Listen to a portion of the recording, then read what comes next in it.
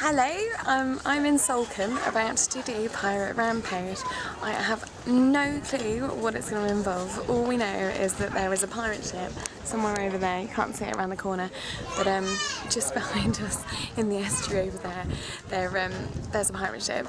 But apart from that, all we know is that we needed to wear life jackets, so I've got mine on, and I have my very fetching. I'm not 118. Okay, I'm number 3 out of about 100 people. Tom is somewhere in there, number 4, he's my partner. He's just getting ready in there. It's looking really, really miserable and cloudy and horrible. And there are a worrying number of rescue boats already out there in the water. I'm not really sure what it's going to involve at all, but I shall keep you posted. I'm a bit worried that I'm not going to be able to take the camera though, because I think we're going to be getting really, really wet, and I don't think I've got anything that I can put the camera in to film it. So we'll have to see how much footage we can get.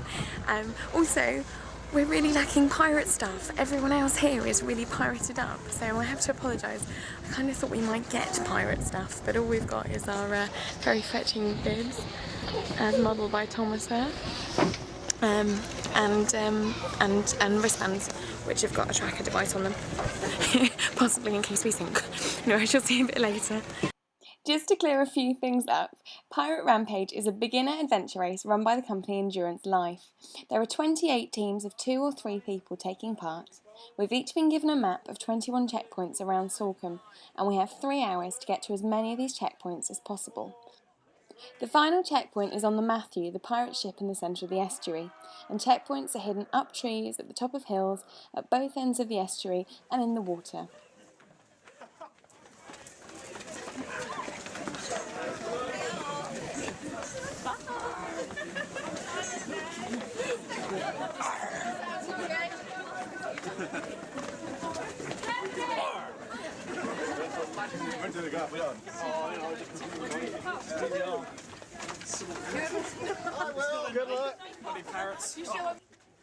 Luckily, one of the Endurance Live team agreed to look after the video camera, which is why I've got such good footage of all the other teams.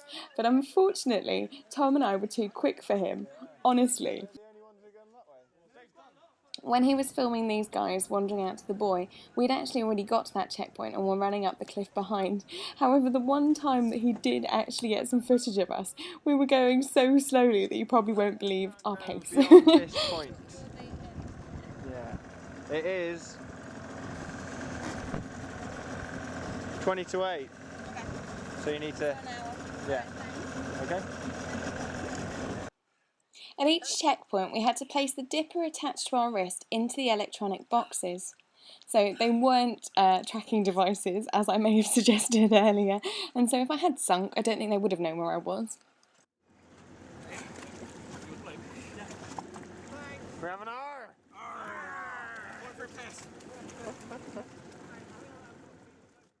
Luckily, however, there was no sinking, either in our kayak, or when we had to wade out towards the buoy, or when we had to inch our way along a plank to get to a checkpoint that was hanging off the end of it.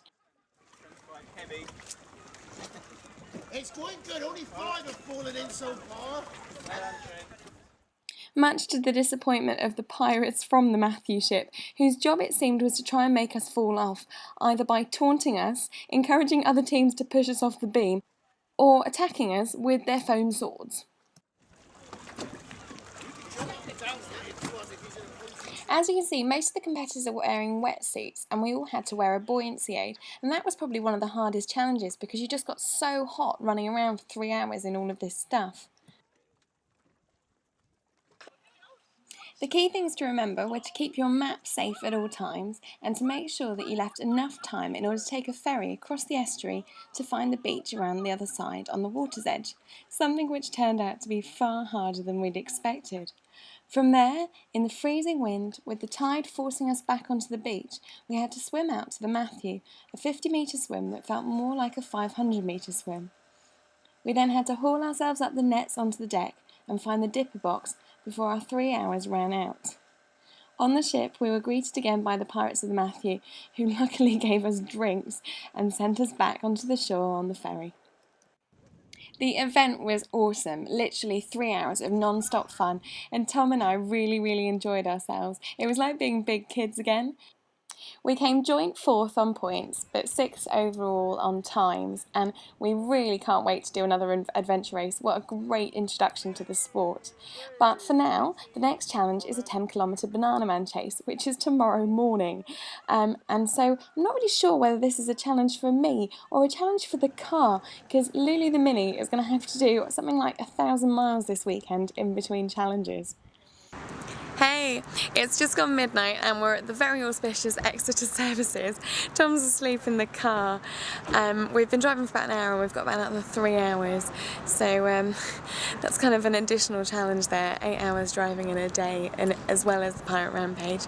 But completely worth all of that travelling. We will definitely be adventure racing again. I'll see you tomorrow for challenge number 15.